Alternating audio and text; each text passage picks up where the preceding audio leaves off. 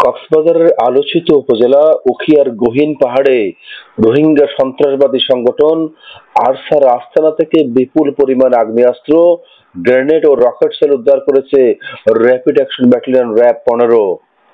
আজ বুধবার ভোরে উখিয়ার লাল পাহাড়ে এই অভিযান চালানো হয়। ওই সময় আরসার 2 সন্ত্রাসীকেও গ্রেপ্তার করা হয়েছে।